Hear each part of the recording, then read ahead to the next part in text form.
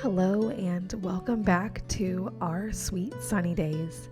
I hope y'all are having an amazing late winter, early spring. Where we are located, we have had an extremely mild winter to the point where it feels like we didn't even have a winter. So I have been really inspired by the mild weather and am wanting to sew summer garments, bake summer foods, and start my seeds for the garden and do all the fun summer stuff. I'm getting very excited.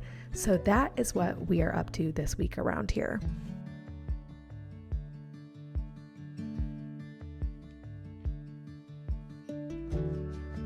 If you are a regular watcher of this channel, you know that I am really excited about learning how to sew right now. So I have always been my whole life, well, I shouldn't say my whole life, my whole adult life, I have been sewing curious, and I've almost always had a machine, and I've done a couple projects here and there, making curtains, making pillowcases, just like really small, even some really simple garment projects. But lately I have been wanting to get into more complex projects, sewing clothes that I actually really love to wear, and just really trying to learn more about garment sewing. So, like I said, I am very inspired by the warm weather this week. So I wanted to try and sew a sundress. And so that is the main project I had going on this week. Before I dive into the details of the project that I am sewing this week, I do want to quickly address that yes, I am using 9-volt batteries for my pattern weights. I did just recently, like yesterday, go get pattern weights from Home Depot, like little washers. So I will be using those moving forward, but I did want to address that they're 9-volt batteries because I get that question a lot whenever I post a sewing video. So anyways, moving on into the pattern that I chose. So I am a Seamwork member. If you are unfamiliar, it's basically a annual membership for not that much money, and you have access to their community. You can ask questions and all kinds of patterns. So I am sewing the Seamwork Benning dress with a few modifications. So I am not a midi, like mid-shin length dress person. I like more of a mini dress, and I don't like the tier on the bottom. So I am shortening the dress and taking away the tier was my plan.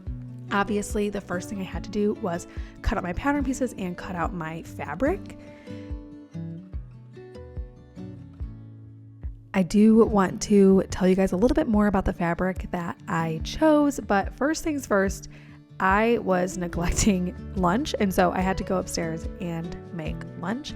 My easiest lunches in our house are always ones where we can use ground beef or sausage or any kind of ground meat, just because you can cook it from frozen if you have to, and usually you can get it thawed pretty quickly. Even though we eat every day, somehow I am still very bad at remembering to lay out meat to thaw. So this particular lunch, I remembered like an hour before and was like, okay, we need to go upstairs and thaw some meat. So I, for the first time, decided that I was going to make my sister from Farmhouse on Boone's sourdough skillet recipe, which is basically where you just do meat, veggies, and then make a little mix with some sourdough discard. So she adds herbs and eggs and some discard, and then pours it on top and bakes it. So I chose this recipe just because it was one that was different. We had never had it before, and I can make it rather quickly.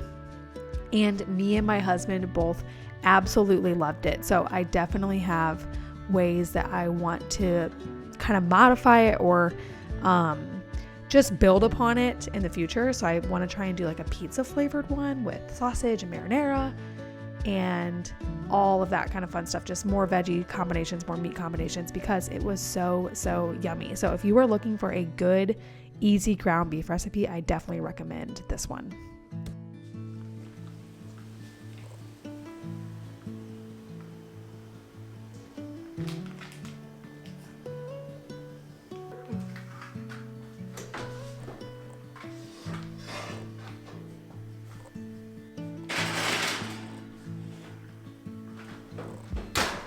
While I do love to make more complicated, flavorful, labor-intensive dinners, I love a very quick and easy, nutritious lunch that will be filling. So this definitely fit the bill for that. We are not complicated lunch people because I don't want them to interrupt our daily plans. And so once I had lunch wrapped up, I headed back into the sewing room to work on my dress.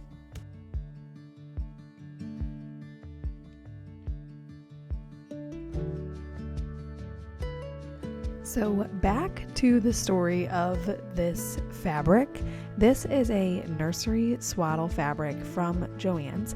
And if you watch this channel, it is obvious that I really like color. And so I thought that when I was shopping at Joann's, this had a really linen-like feel, but I could get it in a bunch of really unique colors and prints because it was for kids. And so I thought that I had the hack of a lifetime. Once working with it and wearing it, realized that this was not the hack of a lifetime at all. I would not recommend sewing with this fabric in any way. It is very hard to work with and not durable at all. In fact, the dress that I sewed already has a hole in it and an irreparable spot, which is extremely frustrating, but I'm not counting this as a loss. One, because I did learn a lot through sewing this dress. It was the first time I've ever sewed darts, so that was a new skill that I learned. And also I got to test the pattern and I learned that I really, really like the pattern. So I have already made plans to sew another one of these dresses, and I already know that I can just sew a size 6 with no modifications to the fit. Now I made the modifications obviously to the pattern for the no tier and making it a mini, but no modifications to the fit of the bodice. So I'm not counting it as a loss, but I definitely would not recommend this fabric at all.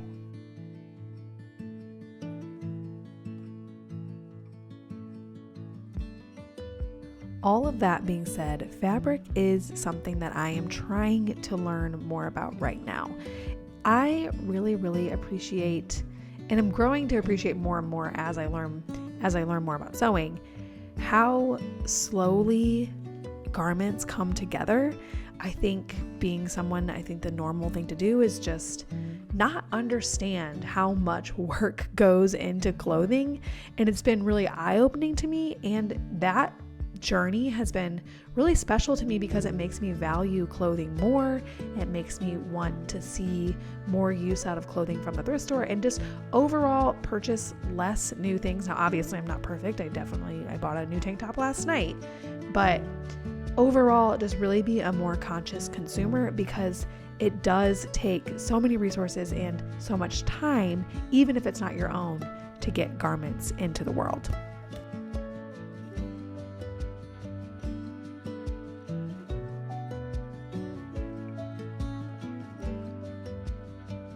Because of that, I really try and take each step very, very slowly whenever I am sewing. So you might see stuff on this channel like, man, she is taking the long way around.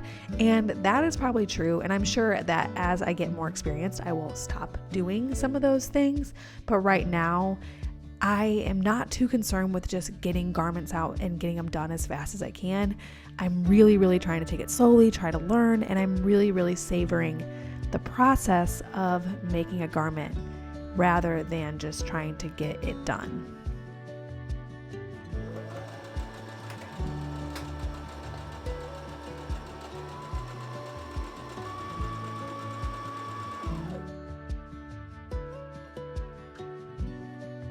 I do also want to tell you guys a little bit about the pattern and why I chose it. So the Benning dress is a really, really simple sundress with a gathered skirt, pockets, and a V neckline with the darts, like I mentioned. And whenever I pick my patterns, I try to do things that are really, really wearable, not necessarily super fancy, but stuff that I know I can wear every day. And I am a big, simple sundress person. So I knew that if I shortened it, this would be a dress that I could get a lot of use out of. This is my first seamwork pattern. Now, I've gotten a lot of value out of the community. I've not been a member for very long, but I've gotten a lot of value out of the community, but this is my first pattern, and I love the way they are written. They are so easy to follow with very, very clear instructions. So if you are considering a seamwork pattern because you love the design, I definitely recommend their pattern, I guess, the way they work. I love the instructions, and I had a great time sewing it.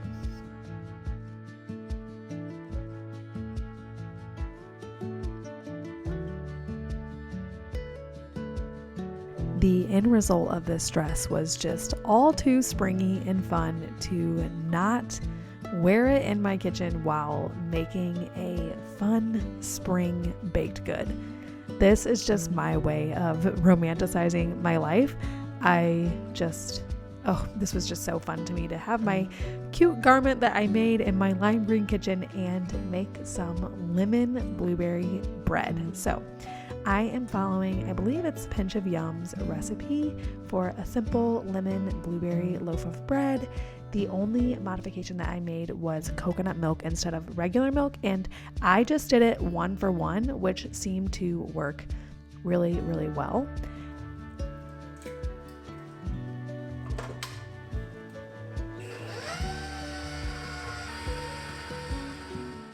I wanted to quickly note that the reason I subbed out coconut milk for regular milk is because I can't do dairy. Now, I can do butter, so if you were going to catch me on that technicality, I can handle butter, but I can't do milk, cheese, or cream.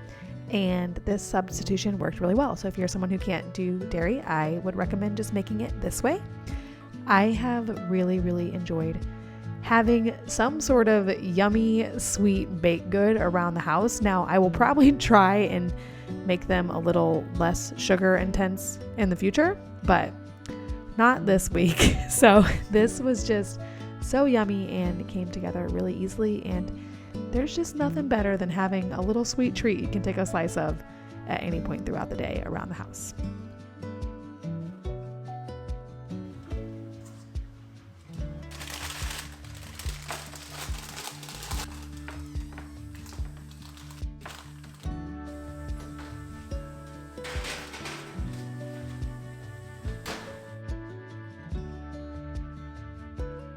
As always, thank you for joining me for another one of our sweet sunny days. I will see you guys next week.